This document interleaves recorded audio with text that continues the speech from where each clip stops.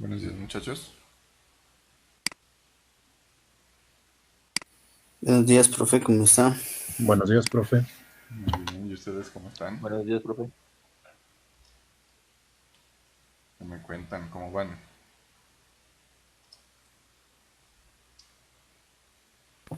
Bien, profe, aquí ya mirando que se acabó también el segundo Sí, este corte. se fue volando. Bueno, nosotros también pues ya estamos a puertas de finalizar. En ese mismo sentido, pues hoy dejamos una actividad y ya la próxima semana haríamos el taller evaluativo. ¿Listo? El examen taller que trabajaríamos de la misma forma como lo hicimos en el corte anterior. Dejaríamos un taller el día martes, pues lo plantearíamos. El día jueves haríamos resolución de dudas y el mismo jueves hasta las 12 de la noche pues ustedes tendrían plazo para entregarlo, puesto que el hecho hay que cargar notas a estudiantes. ¿Listo? Yo el hecho me dedicaría a calificarles y a publicarles sus notas. Listo, el taller pues va a ser, no va a ser tan complicado.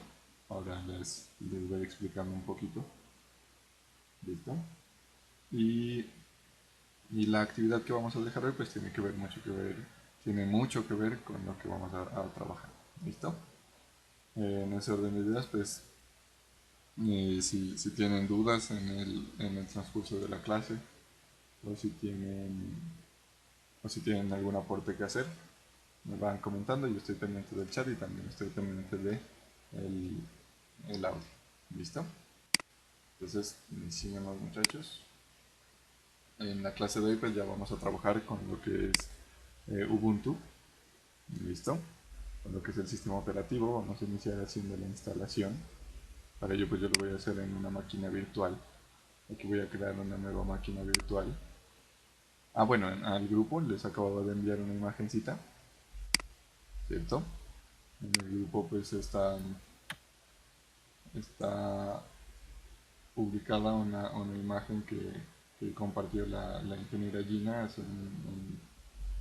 en WhatsApp, en uno de sus estados, que es esticada aquí, que me pareció importante compartir, la cual se relacionan las diferentes distribuciones de Linux. Entonces está, por ejemplo, algo que hablábamos con ustedes en la clase anterior. Están las distribuciones de Red Hat, CentOS, SUSE, Linux Mint, Fedora, Ubuntu, Kali Linux y Debian, ¿cierto?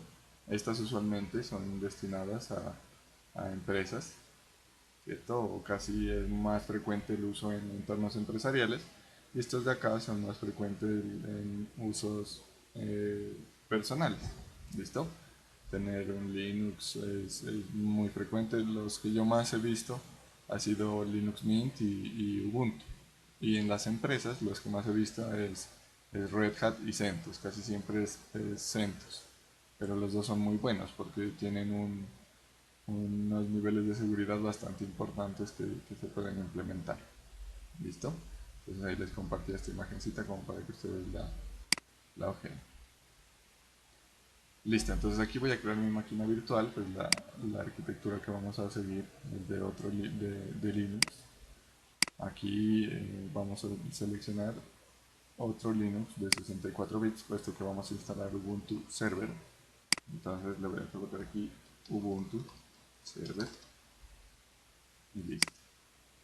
Aquí pues le asignaríamos la memoria RAM. Ya ustedes conocen este proceso. Yo le voy a asignar 6 gigas.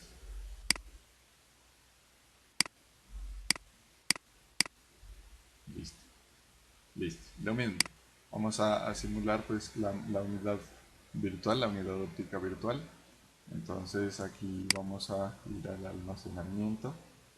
En la unidad de disco le voy a colocar que va a ser un disco, eh, un CD o una ISO que tenga en mi equipo. Entonces voy a seleccionar la que tengo acá en, en mi escritorio. Miren que ahí está Ubuntu Server. Listo. Y lo instalo. Ahí le digo aceptar. Inicio mi máquina. Y ahí va a iniciar el boteo a través de esa ISO que le configuré. Aquí me pide nuevamente pues si quiero reconfirmar que vamos a utilizar esa ISO, que pesa casi 1 giga. Ahí miraban, 1 giga, no más, más de 1 giga pesa.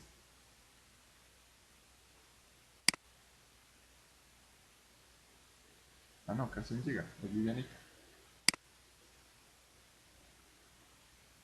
Listo, ahí estamos mirando cómo inicia a hacer la instalación, cómo inicia el instalador. Entonces nos lanza unos errores, dice fail to send log y copying packages list. Ese fail supongo que es por la conexión a internet, por la configuración de la tarjeta. Ahí está iniciando el Live City y mientras va iniciando quiero que miremos algo. Resulta que la comunidad de software libre, como nosotros habíamos visto, es bastante organizada, ¿cierto? Entonces nosotros podemos encontrar una gran cantidad de material que nos sirve a nosotros para hacer diferentes cosas sobre los sistemas operativos de Linux. Ese material se conoce como las wikis, ¿listo? Resulta que Wikipedia, como nosotros la conocemos, es una enciclopedia que aborda un concepto o una forma estandarizada que se conoce como las wikis. ¿Listo? La wiki, todo esto es un software, precisamente es un software libre, hay mucho software libre que se comporta como una wiki, que lo que busca es como brindar un portal de, de explicación, ¿listo? Un portal en donde nosotros podemos encontrar elementos de ayuda y de apoyo hacia diferentes temáticas. Por ejemplo, aquí por eso yo les hablo de la wiki, por ejemplo, de Ubuntu. Entonces, wiki Ubuntu server y vamos a observar que pareciera que estamos en Wikipedia. No. Pero en esencia, la wiki de Ubuntu, miren aquí está, Spanish Documentation Ubuntu Wiki, lo que nos va dando es una información sobre diferentes operaciones que podemos hacer. Entonces el comportamiento, la estructuración es muy similar a Wikipedia, pues aquí cambia un poquito la imagen. Listo, y aquí nos da descripciones de los sistemas operativos. Entonces miren que hay documentación en español, ¿cierto? Hay una sección que dice bienvenido, otra visite ubuntu.es. Acá nos dicen que es Ubuntu, los compromisos públicos de la función de la fundación de Ubuntu, para qué arquitectura está disponible, qué programas incluye, patrocinado por Canonical, que es quien aporta recursos al desarrollo. Y aquí hay diferentes informaciones.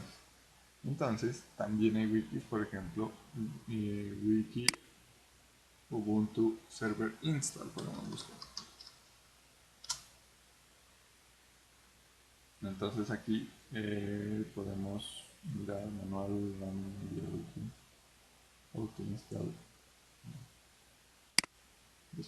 how to install Ubuntu Server. Eso, miren, aquí por ejemplo está, estos elementos de aquí se conocen como una wiki, ¿listo? Que es la ayuda. Entonces miren que aquí nos da una descripción, acá nos va diciendo los requerimientos que tiene y acá nos va diciendo cómo hacer la instalación ya paso a paso. Entonces primero nos da las instrucciones para que iniciemos el boot, que es lo que nosotros estamos haciendo acá. Miren, aquí en la máquina virtual ahí tenemos iniciado el boot, ya nos está pidiendo un lenguaje, ¿listo? Que es el instructivo que nos va dando aquí. Entonces dice que aquí podemos iniciar las instalaciones. El cuarto paso, miren que es seleccionar el lenguaje, que es la pantalla en la que estamos, y aquí nos da una descripción de lo que debemos hacer. En este caso, pues nosotros vamos a seleccionar español. Con las flechitas podemos ir moviéndonos. Español y con Enter vamos seleccionando. ¿Listo? Y ahí nos dice, nos va dando instrucciones. El instalador nos va dando instrucciones. Nos dice que el instalador eh, ahí nos dice, por ejemplo, que tenemos la versión 20.3.2 de Ubuntu Server. disponible, que la que estamos utilizando ahorita es la 19.12.1, que podemos leer más sobre esto en este enlace, miren en git.com canonical ltd subquity release, subiquity release, perdón, y nos dice que si queremos actualizar, que si queremos utilizar el instalador de una nueva versión, que lo podremos descargar, eh, y la instalación continuaría desde aquí. Entonces nosotros podemos decirle que lo actualice al nuevo instalador. Miren que tenemos tres opciones, ¿cierto? Que lo actualice, continuar con el que tenemos, continuar sin actualizar, o ir al anterior para cambiar de lenguaje. En este caso pues yo voy a continuar la instalación sin la actualización para no tardarnos tanto. Y aquí él ya inicia a pedirnos la distribución de teclado. Entonces miremos acá que la wiki va a ir siendo también como una guía. Miren que aquí nos dice el siguiente paso es seleccionar la correcta distribución de teclado, ¿cierto? Y aquí nos dice que podemos seleccionar el layout que vamos a utilizar, que es como la forma en la cual se distribuye, y el lenguaje. Entonces aquí miren, por defecto me aparece acá abajito las opciones de hecho y atrás, que uno tiende por la costumbre de hacer la instalación en Windows, tiende por decirle siempre siguiente, siguiente, siguiente, pero aquí vamos a seleccionar el layout es la distribución del teclado, entonces con las flechas, me muevo hacia acá, selecciono el layout, aquí me va a aparecer los diferentes layouts, en este caso yo voy a buscar español, latinoamericano, porque si lo dejo por defecto probablemente no me reconozca la letra ñ, no me reconozca las tildes, ¿cierto? Porque el lenguaje inglés no tiene esos símbolos, tiene otros símbolos. Y listo, y aquí me da un teclado opcional. También puedo decirle que me identifique el teclado. Entonces si hago clic aquí, él me dice que vamos a iniciar la identificación del teclado para evitarnos pues posibles inconvenientes. En este caso pues yo sé que mi teclado está configurado en español latino, pero le voy a decir que me reconozca. Entonces ahí me va dando anotaciones, el instalador está en inglés. Dice que vamos a recibir una serie de preguntas, que nos va a hacer una serie de solicitudes sobre nuestro teclado, y que si queremos cancelar el proceso y regresar a nuestra pantalla anterior, podemos presionar la tecla Escape. Listo, entonces yo le voy a decir que listo, que inicie nuestra autodetección y me dice, por favor presione una de las siguientes teclas. Entonces está el paréntesis, la Y, la U, la R parece que fuera, la N, un carácter raro, entonces yo voy a presionar uno que conozco va a ser la Y. Listo, ahí tengo presionada la Y. Ahora me dice, por favor presione una de las siguientes teclas. Está la W, la presiono. Dice, ¿es la siguiente tecla presente en tu teclado? Entonces yo la busco y no hay ese símbolo. Entonces le digo, no, no está presente. Me vuelvo a preguntar, ¿está la siguiente tecla presente en tu teclado? La O tildada no está presente. La E tildada, perdón, no es una tecla, es una composición. Le digo que no. Esta tampoco está presente en este caso en mi teclado. Este símbolo tampoco. El símbolo de pesos. No, este no es el de pesos, tampoco. Este tampoco. La ñ sí. Listo. Miren que ahí ya la detección me dice. La autodetección del teclado es español latinoamericano. Entonces me dice si es correcto. Seleccione que listo, que estuvo. Y si no, que vuelva a hacer la ejecución de la detección automática. ¿Listo? Esto es bastante importante, muchachos, hacerlo porque de ahí depende nuestra comodidad también en el trabajo con el teclado. Si no, probablemente la distribución se la reconozca de diferente manera y luego vamos a batallar para que nos entienda. ¿Listo? Y para eso hay que tener en cuenta el teclado. Obviamente el teclado que tenemos, porque hay unos teclados que tienen distribuciones diferentes dependiendo pues la marca del fabricante. También hay teclados según el lenguaje. Por ejemplo, los teclados de algunos equipos, de los equipos que no tienen la ñ, son equipos probablemente comprados o importados desde Estados Unidos o desde Inglaterra o desde algún país que tenga su idioma principal inglés. que por eso es producido ese teclado así. ¿Listo? Entonces en este caso, si es español latinoamericano, le digo hecho, me dice que está aplicando la configuración y listo, me lleva al siguiente paso. Me dice aquí, ojo que estamos configurando un servidor, listo, estamos haciendo la configuración inicial y vayan mirando las diferencias con Windows. En Windows yo solo le dije siguiente, siguiente y siguiente. Aquí ya voy a iniciar a configurar algunos elementos de los cuales ya hemos hablado. El título de esta sección dice conexiones de red.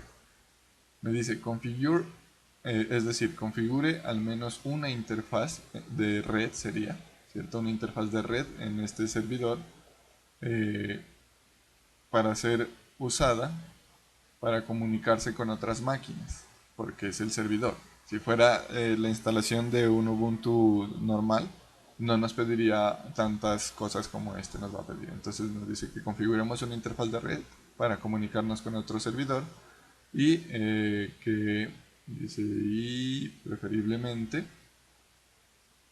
no recuerdo qué significa ese preferible, supongo que no. Vamos a mirar entonces qué significa porque ahí sí es bueno ir teniendo como un buen nivel de inglés. En mi caso, pues yo me olvido de algunas palabras, entonces voy a ir consultando. ¿Listo? Preferable. Preferable. De preferencia. Hablando correcto. Entonces dice, la cual de preferencia va a ser va a proveer el acceso suficiente para las actualizaciones. Es decir, en últimas lo que nos está diciendo es que ojalá esté conectado a internet. ¿Listo? Y ahí nos dice cuál va a ser la configuración que tenemos. Entonces miren que aquí nos da el nombre de la red, el nombre de la interfaz, que en este caso es ENP0S3, que es conocida como la interfaz ETH, que eso quiere decir que es un puerto Ethernet. ¿Listo? Y aquí nosotros podemos observar la información. Cuando miramos esas flechitas en nuestro informativo, quiere decir que hay algo que podemos hacer. Cuando la flecha está hacia la izquierda, hacia la derecha, perdón, ahí por ejemplo, miren que esta flechita, no podemos darles con el mouse porque se me desaparece en la consola, pero miren que hay una flechita hacia la derecha. Entonces yo hago enter y me muestra la información. Y cuando está la flecha hacia la izquierda, quiere decir que yo puedo colapsar como ese diálogo. Y miren lo bonito del sistema operativo. Estamos en modo consola y parece que nos estuviera mostrando ventanitas, ¿cierto? Entonces aquí nosotros podemos ir obteniendo ese tipo de herramientas. Con escape, pues cierro el menú. Y lo que me está pidiendo aquí es la configuración, que ya la detectó por defecto, la configuración de la tarjeta de red para conectarme a una red de internet. Entonces él me dice que la interfaz ENP0S3, que es un internet, está conectada por DHCP, que era la obtención dinámica de dirección IP. Listo, y la dirección IP que tengo es la 10.0.2.15/24. Ese /24 hace referencia a la cantidad o a la máscara de subred, como está compuesta la máscara de subred. Ustedes ya en telemática van a mirar que ese 24 hace referencia a los bits que ocupan el formato de las direcciones IP. ¿Listo? En este caso sería, esa 24 indica que es 255, 255, 255. 8 por 3, 24, lo que querría decir que los 8 bits de los tres primeros espacios están ocupados de la máscara de subred. Respecto a eso, ¿hacemos una pequeña profundización o lo asumimos y luego ustedes lo conocerán mejor en redes? Esa parte, pues prácticamente que no es muy determinante en el trabajo que vamos a utilizar porque no vamos a configurar redes ni subredes. Pero bueno, ahí nos está diciendo que estamos obteniendo una dirección IP, listo, de manera dinámica a través de DHCP, y la dirección IP que estamos obteniendo es de versión 4. Si de pronto les quedó algo de duda en esa parte, me dicen y yo lo trato de explicar de forma rápida. También yo podría aquí ir como teniendo la facilidad, ¿cierto?, de ir mirando de una vez la información de mi tarjeta de red. Ahí me dice que mi tarjeta de red, la dirección MAC de mi tarjeta de red es la 0800273A4611. Me dice el fabricante, miren, Intel Corporation. Me dice la tecnología, que es Gigabit Ethernet Controller, y algunas características adicionales de mi tarjeta de red. ¿Listo? Entonces de una vez me voy informando ese tipo de cosas. Y me dice que puedo crear un registro de otra interfaz de red. En este caso pues yo no lo voy a crear porque no tengo otra. Entonces probablemente le cause conflictos al servidor. Y le voy a decir listo, úseme esa configuración. ¿Listo? Le digo hecho. Y me dice configure el proxy, que de eso también hemos hablado previamente. Entonces el proxy es como un punto de rebote de la información que nosotros tenemos. Lo que nos dice aquí es que si nuestro sistema requiere conectarse a un proxy para llegar hasta internet, que detallemos la configuración aquí. Y ahí nos da una serie de opciones. Entonces nos dice la dirección del proxy, si queremos, ¿cierto? Si queremos configurarlo, nos pide la dirección del proxy y nos dice que si nosotros necesitamos usar el protocolo HTTP para conectarnos a un proxy en la red, que ingresemos la dirección de nuestro proxy ahí y que dejemos el, el espacio en blanco, es decir, la sección del protocolo. Nosotros no vamos a utilizar un proxy para conectarnos a internet, entonces esta parte no la vamos a configurar.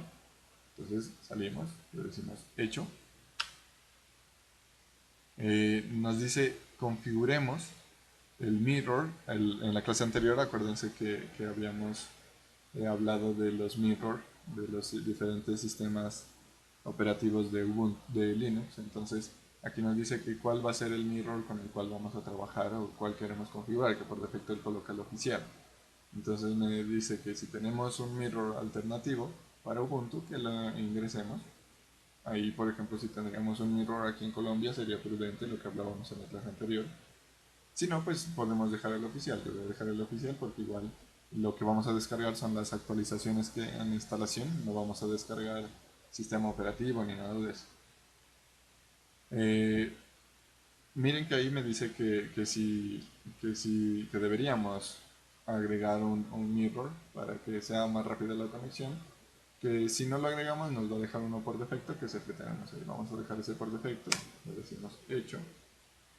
Ahora dice configuración del sistema de archivos. ¿Listo? Miren la cantidad de cosas que nos va preguntando a diferencia del instalador de Windows. Windows prácticamente va haciendo las cosas como está predeterminado. Aquí él nos va dando opción. Entonces dice, el instalador lo va a guiar a través de la preparación de todo el disco, utilizando el EVM, o si uno quiere, lo puede hacer de manera manual, puede hacer las particiones y la distribución del disco de manera manual.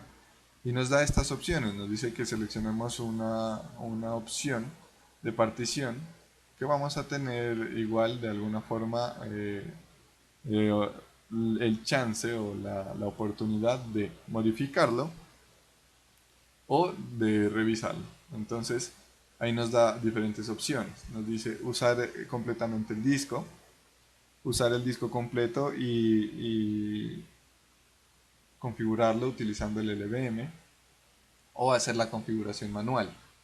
Entonces ahí también nosotros podemos tener opciones de configuración de nuestro disco de forma directa, que esto también nos lo daba Windows, pero nos daba una interfaz un poco más sencilla y menos permisiva. Entonces aquí yo le voy a decir, listo, vaya, úseme el disco completo, no voy a utilizar ninguna otra partición. Y ahora sí me dice cuál es el disco en el cual vamos a instalar nuestro sistema operativo. Aquí vamos a utilizar ese disco que nos creó el VirtualBox, que miren que ahí está el nombre, VBox Hard Disk, y ahí está el identificador del disco duro. Vamos a utilizar ese, entonces le decimos sí.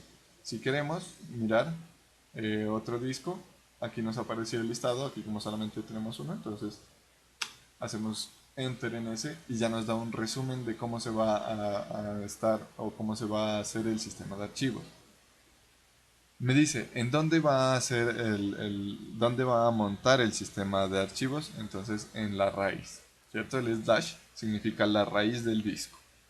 El tamaño del disco es de 9.997 GB, ahí ya está utilizando, ya estamos identificando nosotros que hay unos archivos o un espacio de disco dedicado a la información del sistema de la partición.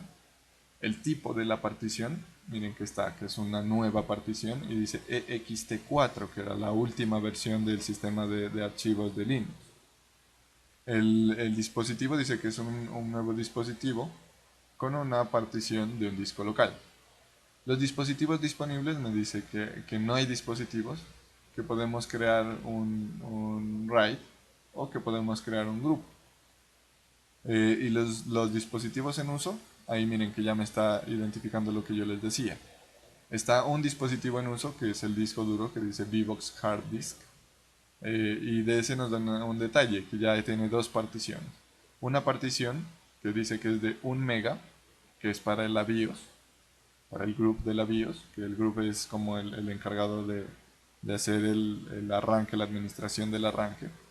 Y la partición 2 que dice que es para ser formateada como una ext4 con un sistema de archivos ext4 y que está montada en la raíz y que es de 9.997 GB, casi 10. Ahí le quita el mega de la BIOS y también el pedacito que falta ya es de la información del disco. Listo, le decimos que sí y nos dice que confirmemos. Esa confirmación de acción destructiva es como cuando nosotros le decimos formatear, que nos confirma si queremos formatear el disco. Entonces ahí lo que nos está diciendo es que si queremos confirmar que vamos a formatear ese disco, dice selecting continue below. Bueno, dice que al seleccionar continuar vamos a iniciar el proceso de instalación y vamos a hacer el formateo del disco seleccionado. Que si no queremos iniciar el proceso, que vayamos a la... eh, el, a ver, you will not be able to return ya. Que si ya iniciamos el proceso no vamos a poder regresar a la pantalla anterior y que la instalación va a iniciar. Entonces en este caso nos dice, ¿está usted seguro que quiere continuar? En este caso sí, vamos a continuar la instalación. Miren que como es un proceso crítico, él lo va marcando con color rojo. Le digo que sí y listo. Ahí ya nos pide la configuración de nuestro servidor. Nosotros acuérdense que en Windows no nos permitía configurar el nombre de usuario. Aquí miren que nos dice el nombre nuestro, ¿cierto? El nombre del usuario, el nombre del servidor, el nombre de usuario con el cual nos vamos a loguear, con el cual vamos a iniciar sesión, la contraseña y la confirmación de la contraseña. En Windows solamente nos permitía colocar la contraseña. Entonces a este servidor le voy a llamar sysopen. Listo. Con tab me muevo al siguiente campo. Your server name, le voy a colocar sysopserv. Que seleccione un nombre, le voy a colocar sysope igual, sysope. O colóquemelo todo, sysope para evitar confusiones. Listo, sysope, sysope, sysope. En el password le voy a colocar el mismo que le colocamos a Windows, 1, Q mayúscula, 2W, 3E, 4R. Y lo confirmo, 1Q, 2W, 3E, 4R. Listo. Hecho. Y me dice que podemos escoger la instalación del OpenSSH, que ese sería el SSH, es el protocolo por el cual nosotros nos comunicamos para hacer la administración del servidor, es como la consola de comandos, es un protocolo que nos dice que si seleccionamos instalar el OpenSSH Server Package, vamos a habilitar el acceso remoto seguro para ingresar a nuestro servidor. Entonces me dice install OpenSSH y aquí le vamos a decir con enter marcaríamos que sí vamos a instalar el OpenSSH, que usualmente es frecuente hacer la instalación, o podemos, si no queremos, entonces lo dejamos desmarcado. Listo, si queremos ir directamente le decimos echo, o si tenemos dudas, miren que acá arriba con la flecha arriba también podemos mirar un apartado de ayuda. Entonces me dice about this installer, toggle color on, off. Entonces podemos mirar diferentes elementos de ayuda. O también pues podríamos valernos de la wiki. Vamos a mirar la wiki en este caso. A ver qué tanto es lo que nos va a instalar ahí, qué tanto es lo que nos va a pedir. Vamos a mirar, deberemos ir networking, configure storage, select device, setup profile, instalar software. Listo, ya está. Ah, no, pero acá no pide la confirmación. Bueno, digámosle que sí, que instalemos el SSH. Seguro. Listo, entonces aquí le decimos instálelo. Me dice que si quiero importar un certificado SSH, el SSH les recuerdo es el protocolo, entonces yo le voy a decir que no. Y miren que me dice, si lo va a importar, lo puede importar su llave SSH, que es como el certificado desde GitHub. O desde un launchpad. Entonces le voy a decir que no lo deseo importar. Entonces le digo enter. Aquí me dice que miremos las características de nuestro servidor. Y nos dice, a ver, these are popular maps in the server. Ah, ya. Aquí es para que nosotros seleccionemos cuáles elementos queremos instalar en nuestro servidor. Es como los programas que queremos que ya están incluidos y nos dice que aquí son los más frecuentes, ¿cierto? Miren que aquí está, por ejemplo, este micro 8 que dice Kubernetes, perdón, for Workstations and Applications. Este software que ya es bastante usual que se lo instale. Por ejemplo, por aquí miren que está el AWS CLI, que sería para hacer configuraciones con el Amazon Web Services. Está por acá, por ejemplo, Postgres, ¿cierto? Que es el servidor de base de datos. Y hay otros que no reconozco, no sé cuáles serán. ¿Listo? Por ejemplo, ese Juju, no sé para qué será. Un momentico que parece que se me descargó el teclado.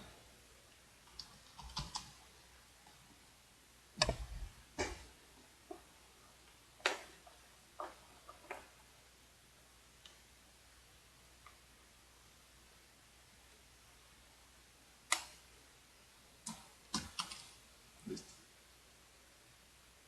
Listo, entonces aquí teníamos todos los servicios. Heroku, miren, ahí hay unos que ustedes quizás ya hayan escuchado. Lo vamos a dejar sin instalar. Si quisiéramos instalar este mosquito es por ejemplo para trabajar con Internet de las cosas. El Rocket Server, Canonical, Docker, bueno, etcétera. Si queremos seleccionarlo entonces podemos hacer o con el espacio o creo que también con el Enter. No, con el Enter no. Con el Enter miramos en detalle qué es lo que nos va a instalar. ¿Listo? Aquí de pronto uno ya como va teniendo práctica en esto, va conociendo y va recordando las interfaces. Casi siempre el enter es para aplicar una acción y el escape es para cancelar la acción. Cuando queremos seleccionar, nosotros podemos hacerlo, a veces en algunas pantallas podemos hacerlo con enter o con la barra espaciadora. Miren que ahí si yo presiono la barra espaciadora, me va a marcar en asterisco ese, que quiere decir que sí haría la instalación. Si lo quiero desmarcar, entonces vuelvo a presionar la barra espaciadora. Si presiono enter, por ejemplo, miremos este de mosquito, ahí me da una descripción de lo que es mosquito y puedo seleccionar aquí qué tanto quiero que me instale de mosquito. Miren aquí, ¿cierto? Me dice mosquito instalaría todo esto. Entonces, ¿y para qué sirve el servidor? ¿Qué hace el servidor? Entonces, si queremos volver, presiono la tecla escape.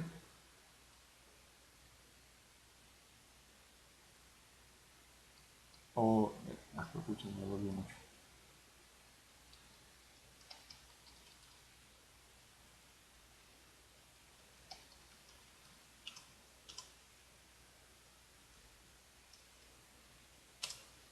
Listo.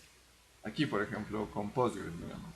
Yo lo voy a marcar y voy a entrar a mirar qué tanto es lo que me ofrece Postgres. Entonces me dice que me ofrece el servidor. Entonces ahí lo podemos mirar. Me regreso con escape. O también con las flechas podríamos ir hasta la sección de atrás. Le voy a decir que no me instale ningún paquete adicional. Las instalaciones las vamos a hacer nosotros a mano. ¿Listo? Le digo hecho. Y ahí inicia la instalación. Entonces miren que ahí ya nos dice el resumen de todos los pasos que fuimos siguiendo y nos dice instalando el kernel. Y ahí ya nos muestra un proceso de instalación y nos dice que podemos mirar el log completo. Entonces si damos la vista del log nos va mostrando cada una de las instrucciones que va ejecutando en la instalación del kernel.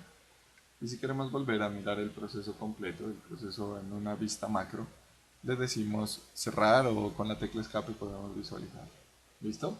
¿Ahí tienen dudas, muchachos?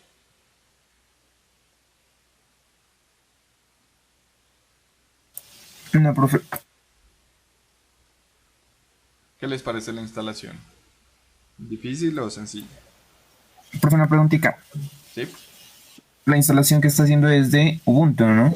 De Ubuntu Server. No de Ah, Ubuntu solito, sino de de Ubuntu Ubuntu Server. Server. Ah, ya, profe, es bien diferente. Sí, por Es ejemplo, dime. interfaz gráfica, profe, porque Ubuntu tiene interfaz gráfica cuando se puede, cuando se hace una instalación normal de Ubuntu. Ajá. Sí, es que usualmente ya los Linux que vienen para el uso doméstico, vienen con su interfaz gráfica precargada. En el Live CD, bueno, ahí hay un concepto que no les he explicado. Hay algo que se denomina el Live CD, es decir, si lo traducimos, sería el CD vivo. Y es algo que nos permite Linux, por ejemplo, para que nosotros podamos usar el sistema operativo sin necesidad de instalarlo.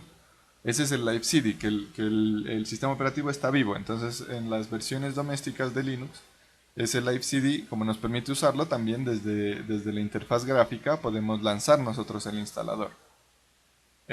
Por las mismas razones que hemos hablado previamente. Como nosotros en un entorno de escritorio sí nos conviene bastante tener un entorno gráfico, entonces el de una vez ya implementa el instalador. Y se hace la instalación igual con un asistente gráfico, ya nos suele pedir la zona horaria, nosotros vamos haciendo clic en siguiente, nos va diciendo el lenguaje igualmente, y vamos haciendo clic en siguiente y nos va asistiendo de forma gráfica. Aquí prácticamente como es un entorno de servidor, no es necesario el entorno gráfico. Supuestamente pues no es necesario el entorno gráfico porque nosotros vamos a hacer la administración de un servidor, somos un usuario especializado. Por lo tanto, él evita instalarnos eso, pero igualmente nosotros si queremos lo podemos instalar en Ubuntu. ¿Listo? Pero como es un servidor, por defecto él viene sin entorno gráfico y la instalación la hacemos de esta manera. Ah, vale, vale, profe. Gracias. ¿Listo? Cristian Valdés dice, eso es otro mundo para mí. En efecto, es otro mundo para muchos cuando apenas miramos. Yo también cuando estudiaba, la primera vez que utilicé Linux fue en la asignatura de sistemas operativos. Pero, Profe, sí, eh, no me quedo con la duda de qué es Juju, que aparecía como servicio. ya. Y bueno, no se dice, pues, no, aquí no sé si usted me pueda ayudar a entender que es una herramienta de gestión de orquestación de servicios. Ah, ya. Y, y buscando qué es, o sea, ¿no? Que es una orquestación de servicios, ¿no? Dice que se refiere a servicios web que se pueden combinar ya sea como orquestación o como coreografía. Y la primera es un proceso central, dice, ¿no? El cual lleva control de los servicios web implicado en la realización de una tarea y coordina la ejecución de las diferentes operaciones sobre dichos servicios web. ¿Cómo así, profe? Ya. Lo que pasa es que nosotros tenemos diferentes servicios que ofertamos en los servidores y al parecer Juju lo que nos permite es administrar un servicio específico que es el servicio de aplicaciones web. Resulta que nosotros cuando desplegamos una aplicación web necesitamos de un servidor capaz de desplegarlo, así como cuando desplegamos o cuando utilizamos la base de datos necesitamos de un servidor de base de datos. Entonces, según lo que tú me comentas, según lo que lees sobre Juju, entiendo que Juju es un asistente para la administración de todos los servicios que provee un servidor web, que puede ser el servicio HTTP por el protocolo HTTP, o el servicio de almacenamiento por el protocolo FTP, o el servicio de, del protocolo HTTP seguro. ¿Listo? Resulta que entiendo, según lo que tú me comentas, lo veo así. Nosotros en el sistema operativo, por ejemplo, cuando miramos en Windows, teníamos nuestro administrador de tareas, ¿cierto? En el administrador de tareas nosotros mirábamos que había un apartado para administración de servicios. Al parecer, según lo que tú me dices, yo les comentaba que no conozco lo que hace Juju. Según lo que tú me dices, parece que Juju es especializado no en administrar los servicios del sistema operativo, sino en administrar los servicios dedicados a las aplicaciones web dentro del sistema operativo. Es como un asistente especializado para eso, según lo que tú me comentas, Elkin. Sí, sí, por ahí es, porque en la orquestación, ¿no? En la orquestación se maneja más que todo como un coordinador de todo el proceso de los servicios web en específico, mientras que con la coreografía se guía, digamos, ¿no? Se guía por cada servicio web, se invoca cada servicio web a partir de otro servicio web. Y en la orquestación es directamente como un coordinador. Eso, sí. Miren que ahí nosotros podemos intuir algo y es algo que uno ya en este mundo debe ir tratando como de que su mente sea un poco más capaz de hacer abstracción. Por ejemplo, ahí hay dos términos que el King nos nombra. Está la orquestación y la coreografía, que él nos da una descripción que probablemente esté ahí en el material que consultó. Pero nosotros podemos hacer una asociación directa en nuestra mente. Cuando nosotros miramos una orquesta sinfónica, ¿cierto? Miramos que hay una persona coordinando toda la orquesta, que es el director de la orquesta. Entonces él es el que coordina todos los elementos que están dentro de la orquesta. En la coreografía miramos como una réplica de comportamientos. En la coreografía lo que hacen las personas casi siempre es seguir un patrón de pasos, de comportamientos para hacer una, una presentación. Aquí pues el orquestamiento, como lo describe César, es que hay un elemento, uno solo, responsable del comportamiento de cada elemento en específico. ¿Cierto? Y en la orquestación pues se establece como una serie de pasos, de políticas que se debe seguir para que los servicios se comporten de esa manera. Eso es lo que comprendemos respecto a eso.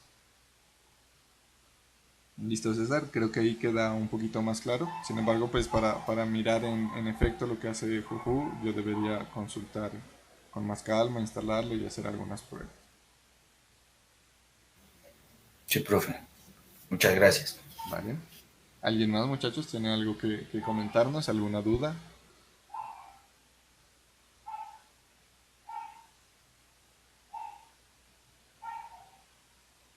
¿Alguien de ustedes, muchachos, ha trabajado en Linux? Yo. Un Yo, tiempo nomás. A ver, está Darwin, yo, Ya esto, rato, profe. No, que Esteban. yo tenía los dos sistemas en el mismo disco duro, profe. ¿Y cuál usabas más? Para trabajos utilizaba Linux, por ejemplo, le tenía, pues para trabajos de programación le tenía Linux y para juegos y eso ya lo tenía Windows. Ya.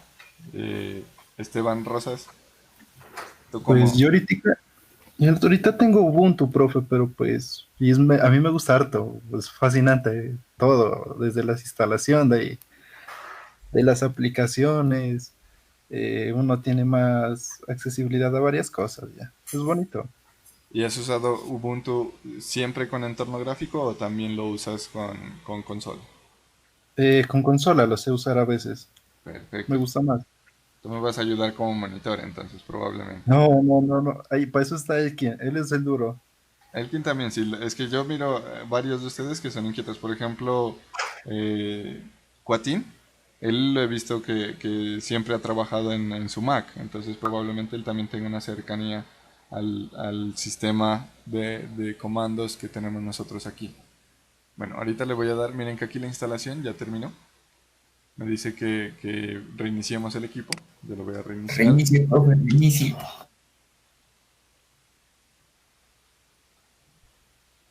Ah, me dice que remueva el CD de instalación antes de continuar.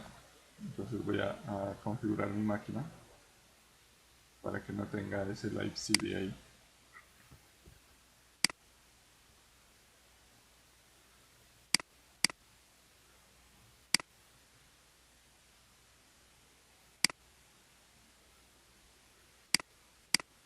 Me va a tocar reiniciarla.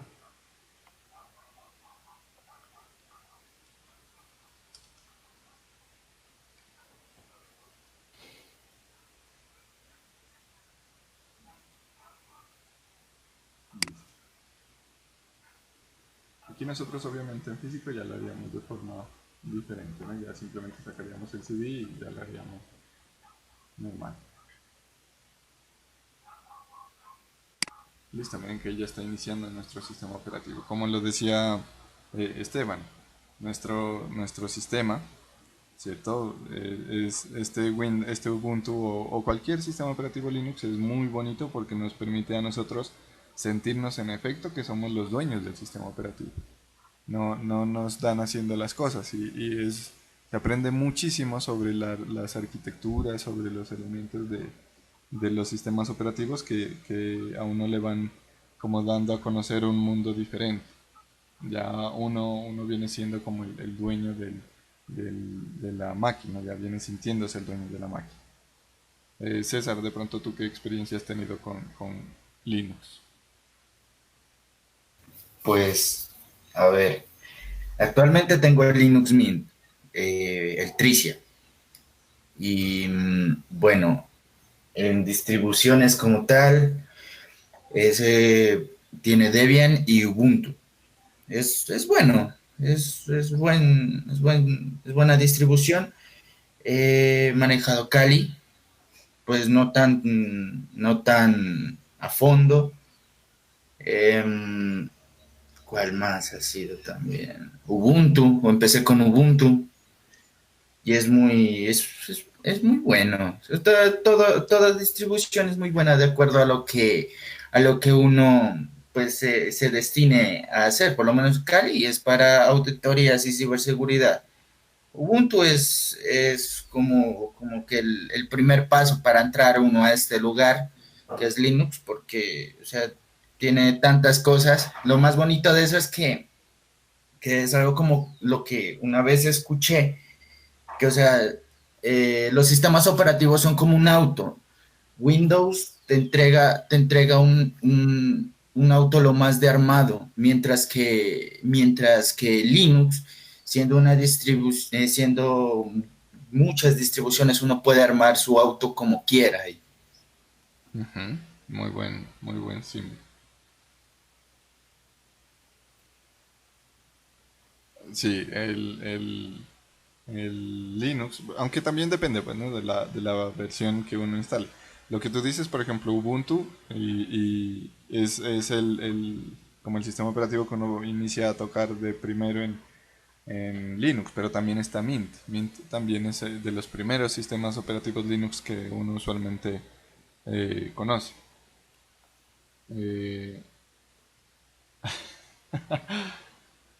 Eh, en esos sistemas operativos, pues ya uno inicia a conocer lo que tú dices. En Windows, el símil del carro me pareció muy bueno.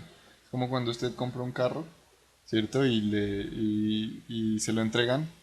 O imagínense que ustedes compran un carrito y se los entregan. Entonces usted inicia a pensar, le quiero colocar un radiecito con pantalla, le quiero cambiar los rines, le quiero colocar estas calcomanías, cosas de esas. Que es como si usted le compra un carro a Windows, digámoslo así, y Windows le dice, no, usted no le puede hacer estas cosas al carro, yo no le permito. El carro funciona bien así y no le permito que haga las modificaciones. Mientras que en Linux él le vende el carro y le dice hágale lo que quiera, si lo daña usted verá, pero ya uno inicia a tener como esa prevención de ir a dañar las cosas y sí es bueno que de pronto ustedes si tienen chance de ir cacharreando los sistemas operativos en Linux porque créanme muchachos que muy poquitas empresas implementan un servidor Windows para administrar su infraestructura, casi siempre se implementa son servidores CentOS. De pronto los compañeros que han trabajado, por ejemplo Esteban, César, se han dado cuenta que uno al aprender a manejar un sistema operativo de Linux, independientemente de la distribución, prácticamente sabe manejarlos todos, casi todos, porque la sintaxis y la estructura es muy similar. Cambia de pronto algunos nombres de los comandos, pero en esencia es lo mismo. Listo, ya uno luego va acostumbrándose y hasta se vuelve adivino de cómo pueden llamarse los componentes por la semántica que tiene el sistema operativo. Tiene una semántica muy similar y recuerden que se origina desde el mismo punto. A partir de un punto nacen las diferentes distribuciones. ¿Listo?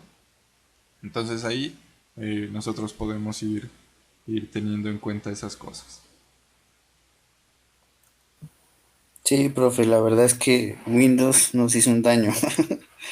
Ya viéndolo ya en la parte de Linux, Windows nos la pone muy fácil y cuando nos pasamos a este otro sistema operativo que es Linux, siempre se dificulta un poco porque es más de configuración, saber qué es lo que se está haciendo, qué pasos a seguir. Entonces siempre, ahí ya vemos que Windows nos ha hecho un daño, la verdad. Sí, pues depende del punto desde donde se lo mire, ¿no? Nosotros como usuarios que vamos a tener que ser responsables de la administración de infraestructura tecnológica, definitivamente al acostumbrarnos a utilizar Windows, tenemos una complicación que toda la gente la tiene. Todo el mundo tiene esa complicación porque todos iniciamos a trabajar con Windows. Uno cuando inicia su proceso educativo, que uno pues inicia a tocar un computador desde la escuela prácticamente, hoy en día pues desde antes, desde las guarderías inician a trabajar o interactuar con máquinas de cómputo. Pero nosotros, pues en mi caso, yo en el colegio inicié a mirar lo que eran los computadores y siempre, pues por la facilidad era Windows y uno no sabía que se iba a dedicar a esto. Si no se hubiera dedicado a esto, pues el daño no hubiera sido hecho porque uno pues ya no tenía una responsabilidad diferente. Pero pues en este caso no lo miremos como un daño, sino como una oportunidad de conocer más que los demás, ¿cierto? Usted, por ejemplo, va a tener la destreza de que si llega a un sitio y no va a ver el sistema operativo Windows, usted sí va a ser capaz de trabajar con otro sistema operativo. Y como les digo, Linux y los Mac, en cuanto a su parte de consola, tienen una similitud. En la interfaz gráfica sí los Mac son un poquito diferentes, pues tienen particularidades que son como su factor diferencial en cuanto a la interfaz, no querían ser un Windows más. ¿Listo? Pero sí, miren que tenemos es la oportunidad de aprender algo diferente y de conocer una herramienta adicional por lo que nos exige nuestra profesión. ¿Listo? ¿Alguien más quiere comentarnos algo? ¿Está bueno el tema?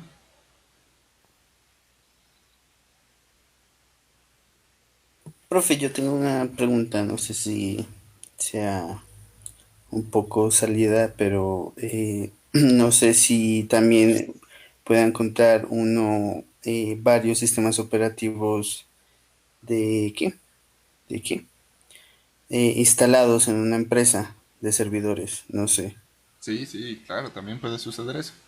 Puede que, por ejemplo, una empresa diga, yo quiero desplegar mi software, mi página web, supongamos, en un servidor Linux y ahí instalar mi servidor de aplicaciones. Y el servidor solamente que me despliegue o que me sirva solamente para desplegar aplicaciones.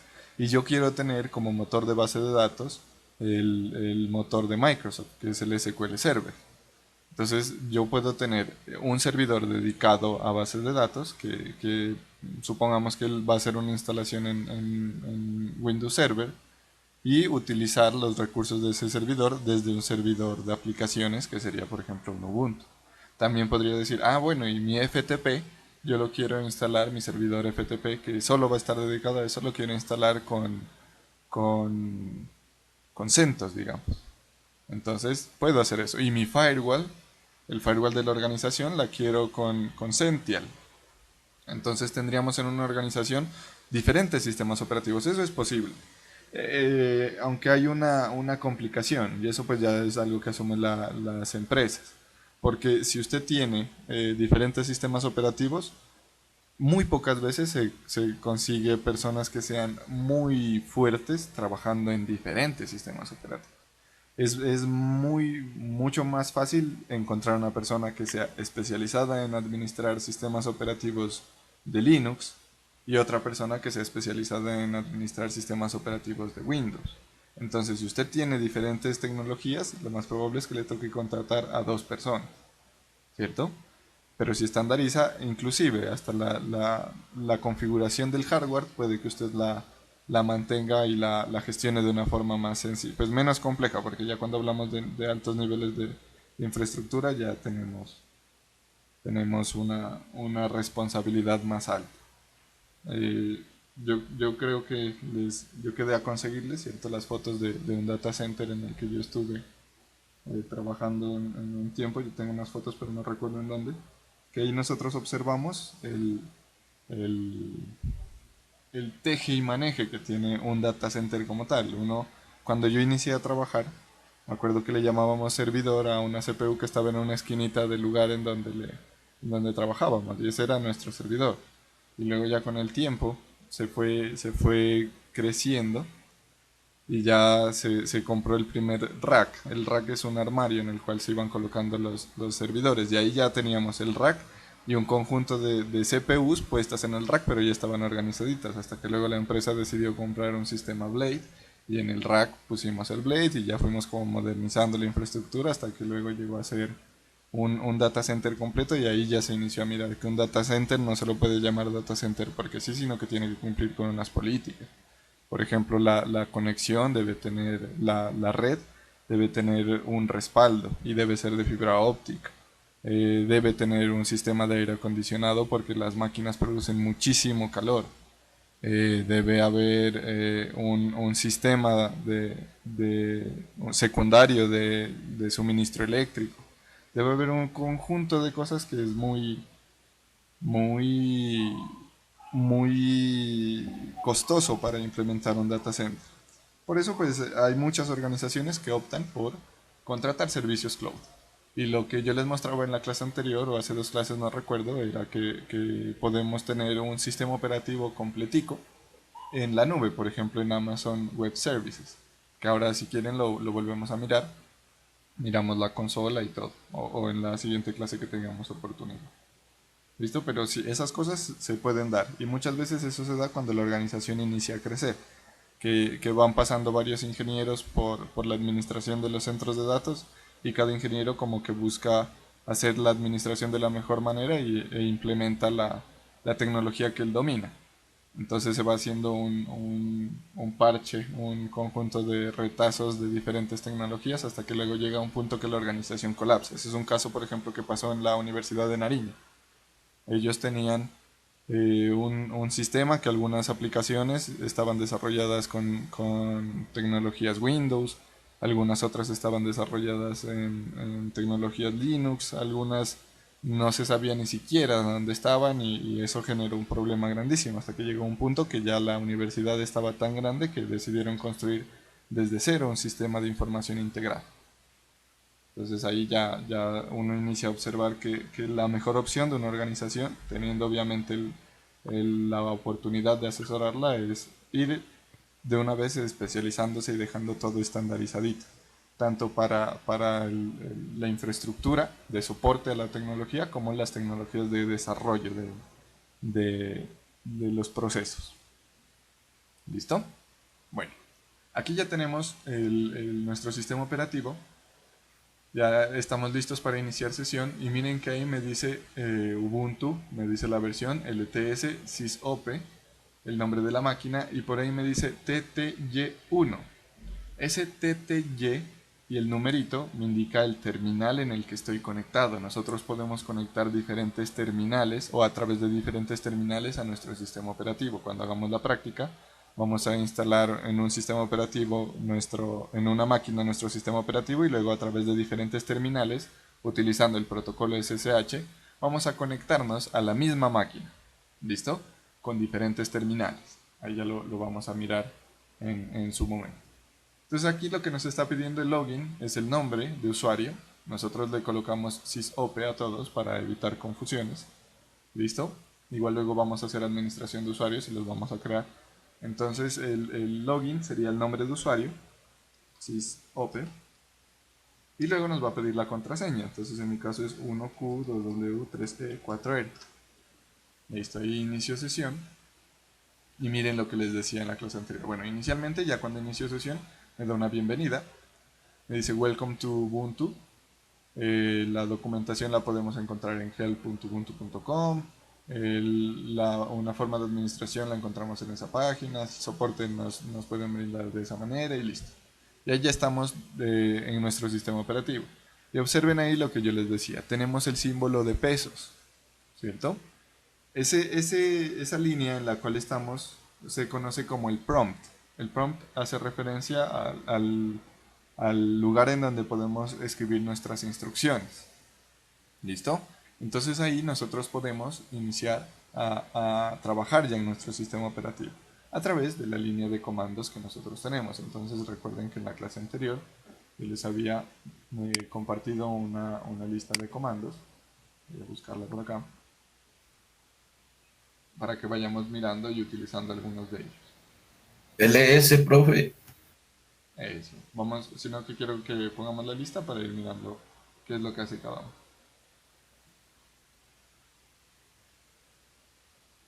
Listo, yo lo voy a colocar aquí, sí.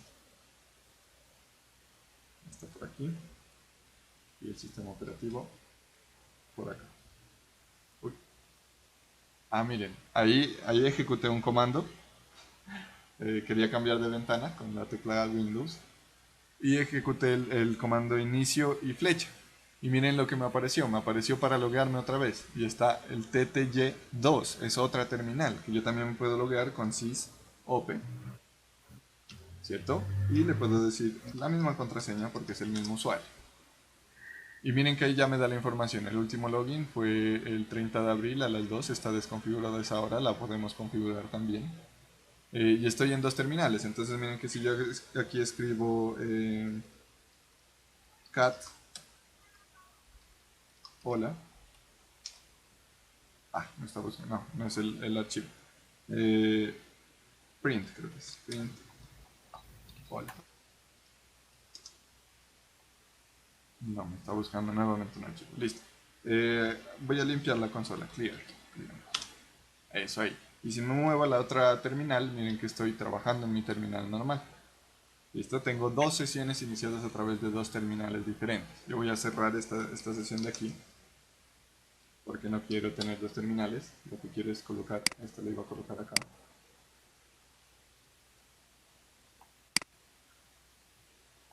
Bueno, dejemos la visita. Ahí lo alcanzamos a observar. Listo, entonces tenemos diferentes comandos. Entonces teníamos para información del sistema a arch para mostrar la arquitectura. Entonces voy a ejecutar ese comando. Le digo arch y me dice que la arquitectura es el procesador. Ojo, eso ya lo habíamos hablado, ¿cierto? El x86 no siempre quiere decir que es un sistema operativo o un procesador de 32 bits. El x86 hace referencia al set de instrucciones que tiene el procesador. En este caso es un procesador de 64 bits, miren que ahí me dice, pero ese procesador usa un set de 86 instrucciones.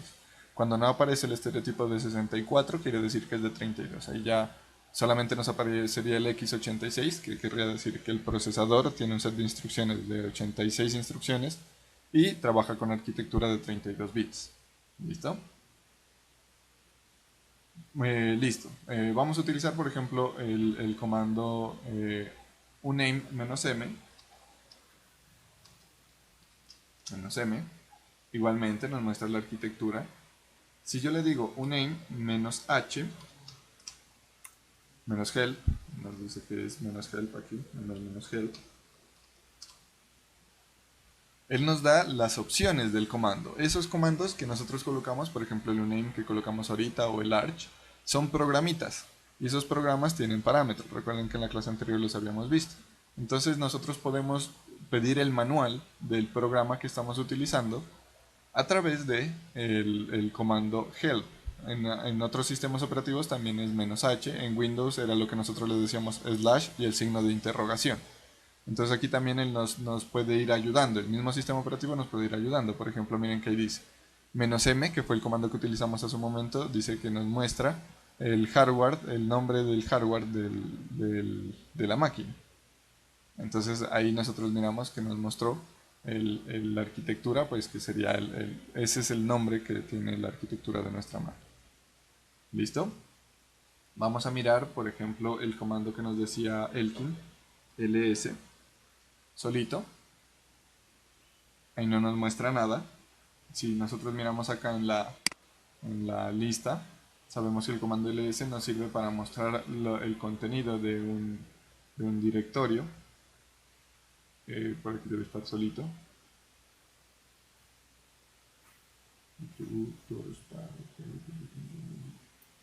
ls-lh. Ya. Bueno, ls lo que hace es mostrarnos un conjunto de elementos del lugar, del sistema en el que queremos hacer. Es como decirle el comando dir que nosotros le decíamos en Windows para mirar todo, ¿cierto? Aquí ls nos quiere decir que solito ls no encuentra nada que mostrarnos, pero probablemente sí hay elementos aquí. Si nosotros miramos la composición del comando ls, es decir, la ayuda, el manual de uso de ese comando, aquí vamos a poder observar un listado de opciones. Entonces, por ejemplo, el que nos decía Elkin, ls-lh, perdón, ls-lh,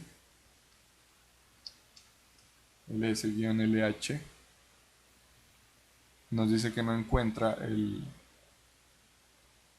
directorio. No sé si está buscando. Ahí está ls-lh, profe. No es Ah, ls-lh. eso. Ahí nos está contando cuántos archivos tenemos, cuántos elementos tenemos. También existen diferentes formas, por ejemplo ls-la, ¿cierto? Que ahí le estamos diciendo, recuerden que la L, por ejemplo, de este comando, lo que hacemos es decirlos muéstrenos en forma de lista.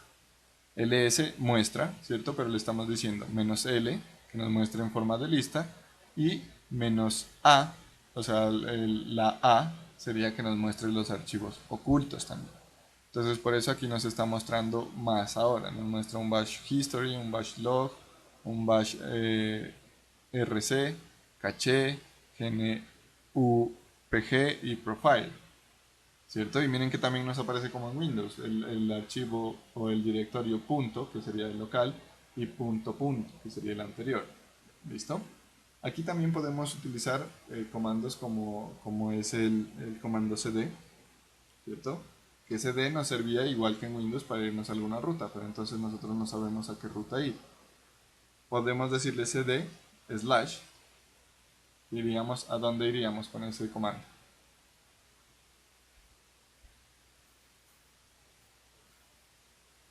Muchachos.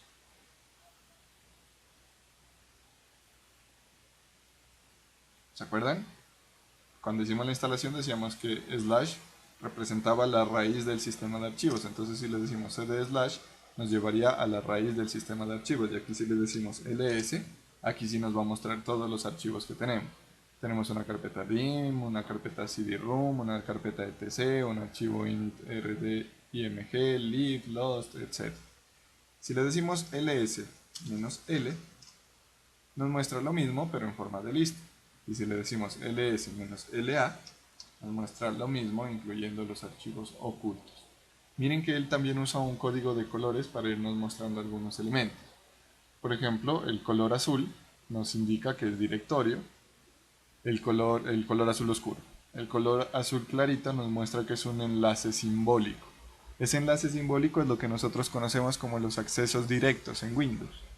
El enlace simbólico hace referencia a un archivo que está creado aquí, pero que me redirecciona a otro archivo. Por ejemplo, ese initrd.img me está redireccionando a un archivo que está en la carpeta boot. Dentro de ella hay una carpeta initrd.img-415.0, bueno, todo eso. ¿Cierto? Es un acceso directo que tenemos desde la raíz. Y ese ese archivito de color azul, verde, me está diciendo que ese archivo es público, que tenemos todos los permisos.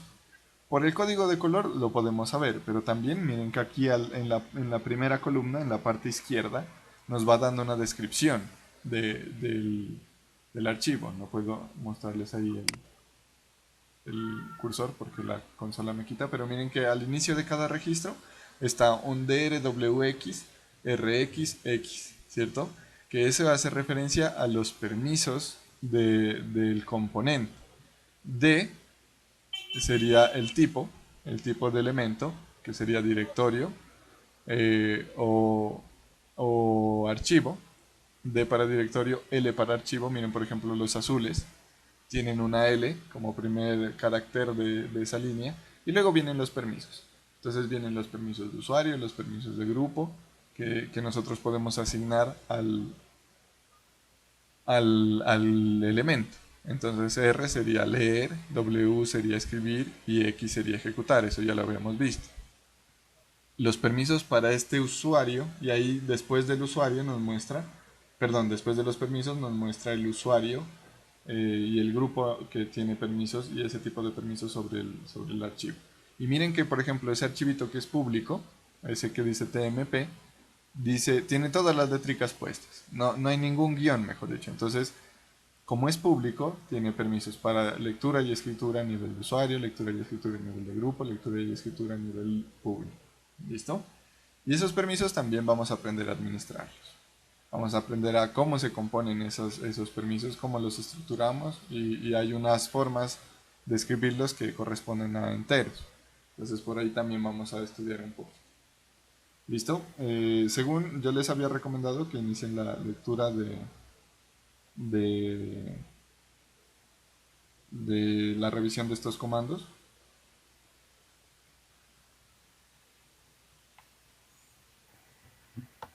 Y ahí pues nosotros podríamos observar diferentes. Por ejemplo, yo quiero saber en qué directorio estoy ubicado. ¿Alcanzaron a revisar esos comandos? ¿Cómo sé en qué directorio estoy ubicado?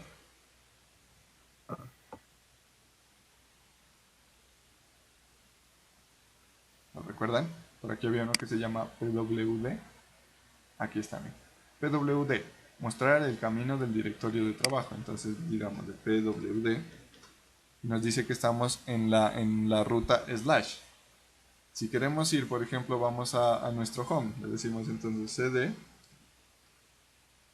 Con tab el sistema operativo nos va completando. Entonces le digo la H, la O, presiono la tecla tab y él me autocompleta. Listo, entro a home y le digo nuevamente PWD. Y ahí me dice usted está en home. ¿Listo? Ahora bien, quiero que miremos lo siguiente. Acuérdense que yo les decía que habían unos comandos que debemos ejecutarlos con la palabrita sudo, que sería de superusuario, que yo les decía, ahí se va a ejecutar ese comando con permisos de superusuario. Entonces cuando nosotros le decimos sudo, le diríamos hágalo, superuser, do, hágalo como superusuario, pero también podemos logarnos como superusuario y es lo que quiero que observemos en este momento.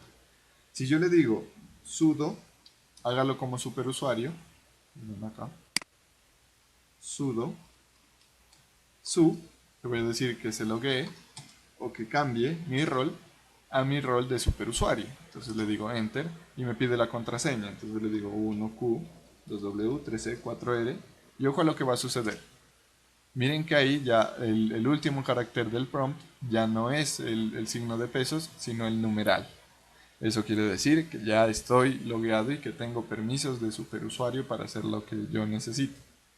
Por eso era que yo les decía y les comentaba en la clase anterior que cuando nosotros hacemos el proceso de ruteo, mirábamos que casi siempre se instala una aplicación que suele tener como icono un signo numeral, que nos indica que ahí estamos administrando nuestro sistema operativo como superusuario. ¿Listo? Aquí entonces vamos a utilizar o vamos a hacer, voy a deslogarme de superusuario para deslogarnos. Ya miramos, cuando abrí la otra terminal sin intención, miramos que el comando exit nos sirve para salir. Entonces en este caso yo salgo del logueo como superusuario y vuelvo a mi logueo normal. ¿Listo? Vamos a mirar algunos comandos básicos, luego vamos a ir en el camino, vamos a ir haciendo más ejecuciones de los comandos, igualmente les dejo la lectura del archivo pendiente para ir haciendo el uso de ellos. Entonces, por ejemplo, aquí en nuestro home, este es como decir nuestro escritorio. Cuando nos logueamos, esta es la carpeta en la cual iniciamos sesión. Entonces yo le voy a decir ls-la, muéstreme todos los archivos, todos los elementos, incluidos los ocultos, y ahí estoy en mi carpeta de escritorio, y ahí tengo un escritorio, una carpeta para mi usuario. Está sysope, que yo no la he creado, entonces voy a ir hasta allá, sysope. Miren, escribo sys y ya, puedo escribir tab y él me autocompleta. Eso es muy útil, muchachos, eso sí deben irse acostumbrando a utilizarlo. Y miren que ahí en el prompt, antes me aparecía el usuario sysope, que pertenezco al grupo sysope, en la máquina sysope, perdón, y me dice que estoy en home, ¿cierto? Pero ahora miren que me dice solamente sysope, no me dice que estoy en home, porque esa es la carpeta por defecto de mi usuario. Ahí estoy en la carpeta principal de mi usuario.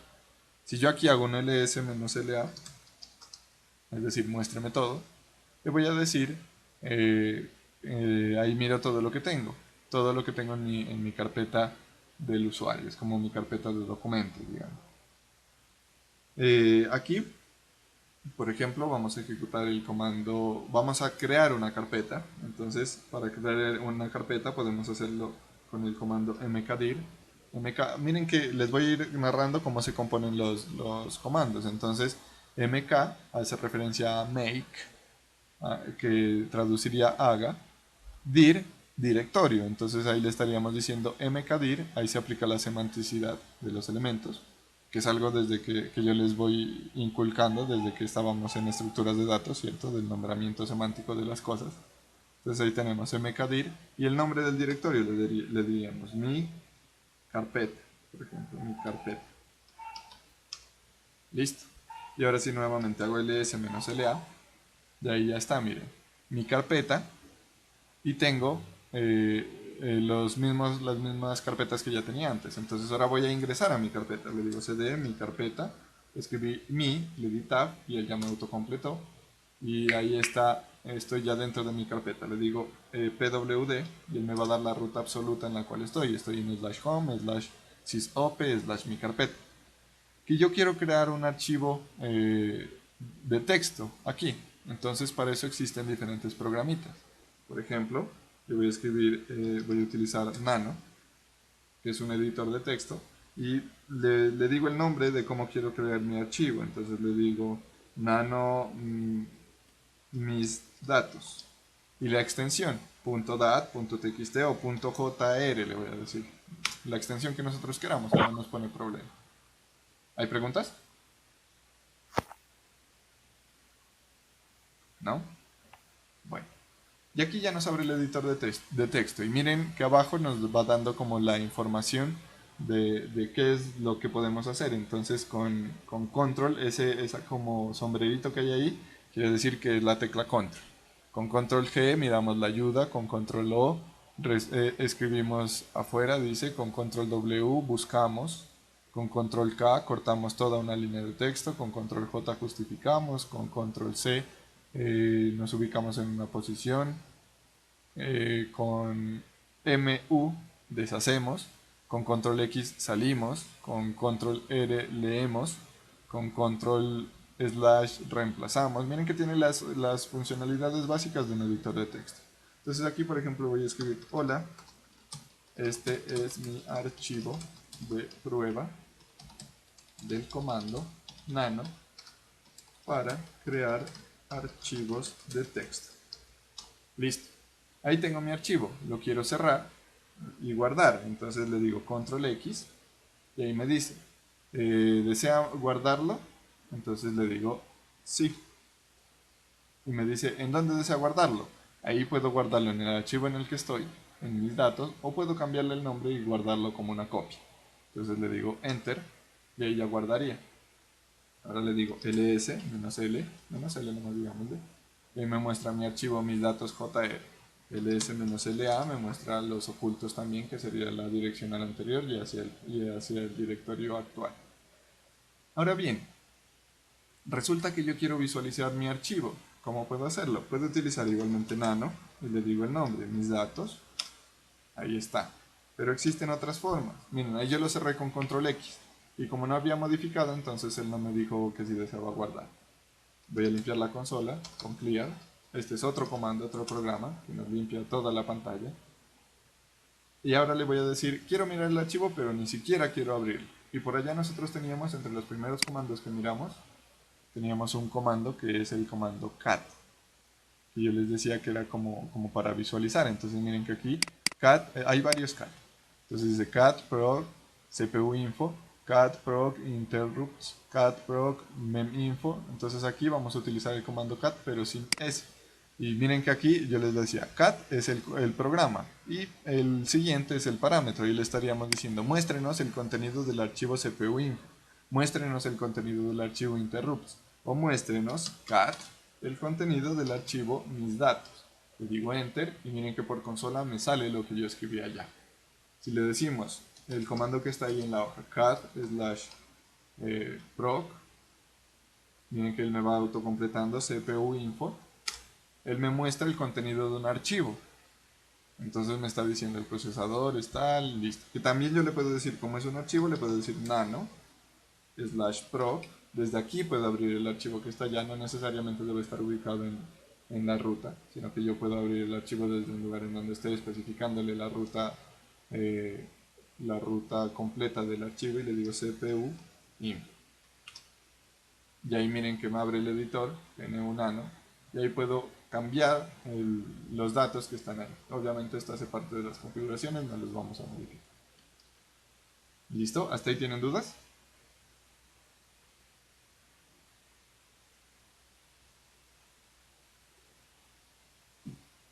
Quizás a algunos les vaya a parecer un poquito incómodo y un poquito difícil ajustarse a este trabajo, pero luego ya van a mirar que a veces es hasta más rápido que hacerlo en modo gráfico. A veces administrar un sistema operativo desde la línea de comandos suele ser hasta más rápido que hacerlo en el entorno gráfico. Por ejemplo, ahí si yo quisiera ir a mi disco raíz, a la raíz del sistema, yo aquí en Linux le digo solamente cd /, que también lo puedo hacer en Windows a través de la línea de comando. Pero si lo hiciéramos en entorno gráfico, entonces tendríamos que ir a la carpeta del escritorio, abrir el equipo, perdón, ahí dentro, abrir el disco y listo, ahí ya estaríamos. Tendríamos que hacer más o menos 2 o 3 pasos, mientras que aquí con la ejecución de un comando ya estamos. Y aquí vamos a observar algo, muchachos. Vamos a observar un conjunto de directorios, que esta va a ser la tarea de hoy. Y hay unos directorios que tienen una finalidad específica en todas las distribuciones de Linux. Por ejemplo, en toda distribución vamos a encontrar el directorio bin, el directorio boot, el directorio dev, el directorio etc, el directorio home, lib, temp, usr y var. ¿Listo? Entonces, la tarea que vamos a plantear en este momento, antes de que acabemos clase, es que ustedes van a consultar cuáles son los directorios que siempre están en toda distribución de Linux y para qué sirve cada uno, porque tienen una funcionalidad específica. Cada directorio va a tener una funcionalidad específica. ¿Listo? Por ejemplo, podríamos intuir, ahí los nombres son muy distintos. Por ejemplo, ese USR, ¿para qué creen que sería?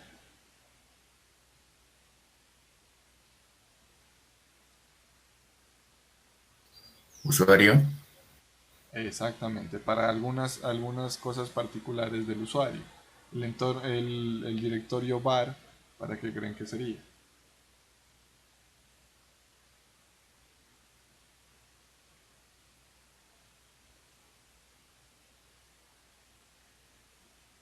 Ahí tendríamos, por ejemplo, las variables. Ahí el primero, por ejemplo, el directorio bin, nosotros ahí ya podemos relacionar de forma más fuerte algo que hemos visto que no lo habíamos profundizado, y es que nosotros cuando utilizamos programas y cuando creamos programas casi siempre hacemos una compilación, compilar el código, que el compilar el código es traducir todo nuestro lenguaje de programación y las instrucciones que pusimos a un lenguaje interpretable por la máquina. Y casi siempre cuando lo compilamos se crea una carpetica bin. Entonces ahí, por ejemplo, la carpeta bin del sistema operativo nos estaría almacenando los compilados de los programas. Vamos a ver cd bin. y que hagamos ls-l. Y miren que ahí nos aparece un conjunto de programas, ¿cierto? Está zcat, que es como el comando que utilizamos, cat, systemctl, tar, temfile, touch, true. Ahí están todos los programas prácticamente que tenemos instalados. Sería como el systemctl de Win. ¿Listo? Entonces esa es la tarea que vamos a realizar. ¿Sí es claro, muchachos? De la carpeta raíz, obviamente, ¿no? De la raíz del sistema operativo. ¿Cuáles son las carpetas que se encuentran en todos y qué funcionalidad cumple? ¿Listo? Esa tarea, muchachos, la dejaríamos para cuando necesitan tiempo. El máximo tiempo sería hasta el próximo jueves, hasta el 7, para alcanzarles a calificar y subir las notas.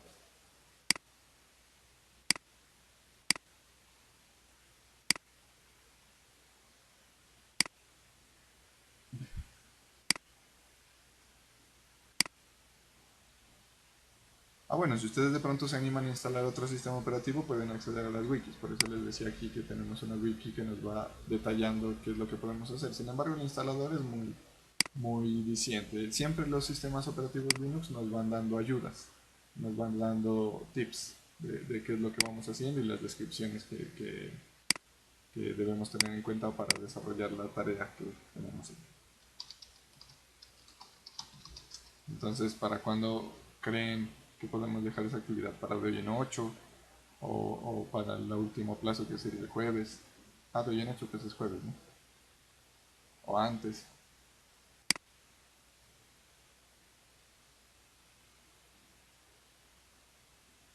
Ustedes me dirán.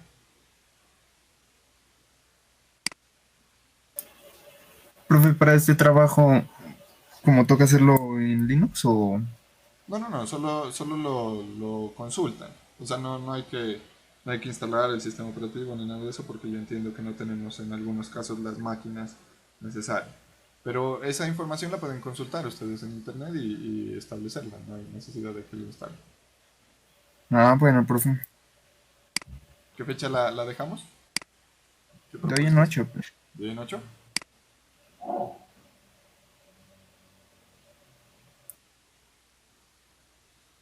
Claro, Brian, pero debemos tener en cuenta pues la situación del loop.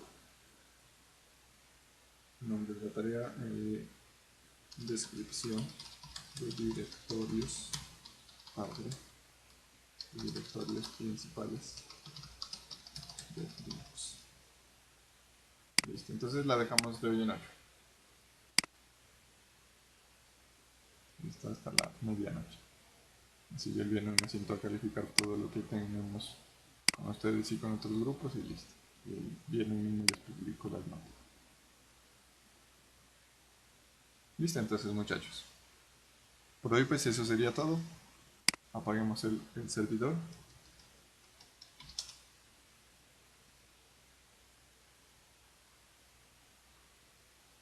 Listo, ya lo dejaríamos apagando y ya posteriormente encontraríamos nuestro servidor apagado. Listo. Por hoy eso es todo. No se me vayan a desconectar aún para hacer el último recuento de lista. Ver quién más logró conectarse antes de finalizar. Entonces tenemos, aquí les voy a compartir el archivito. Si alguien no está, por favor me escribe en el chat o me dice. Zabala Benavides se alcanzó a conectar. Miren, vamos a nada. Patín sí lo vi. David Esteban Erazo. No lo veo. Dilsa sí está. Juan Sebastián Montilla. No lo veo. César sí está. Yamit. Tampoco lo veo. Y Zabala Benavides Juan Jacobo tampoco lo veo. Si alguien no está de pronto en la lista, muchachos, me dice para colocar. Si me olvidé de colocar a alguien de ustedes. ¿Listo? Si no, pues por hoy eso es todo, muchachos. Muchísimas gracias. Nos vemos el próximo martes. Gracias, profe. ¿Listo?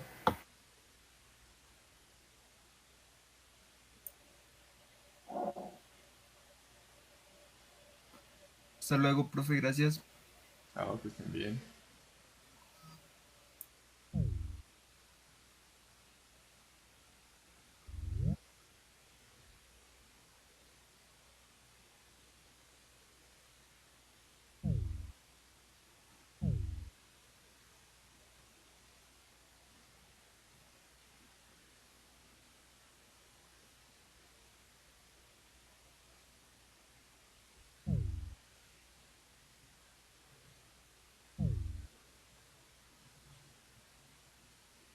Profe, Sí.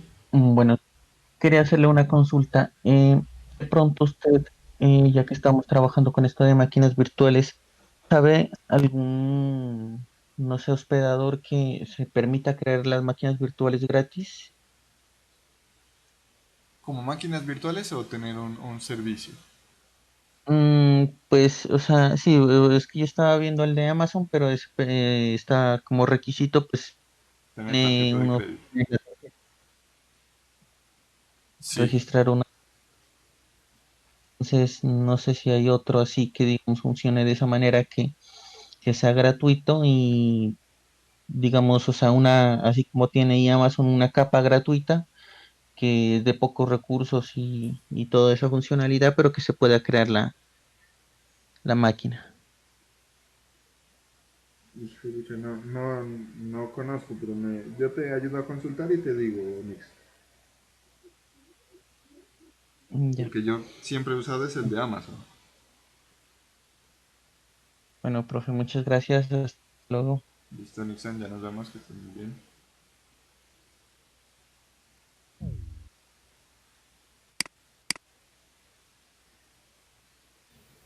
Bueno, gracias, ya nos vemos. Chao, César, que estés bien.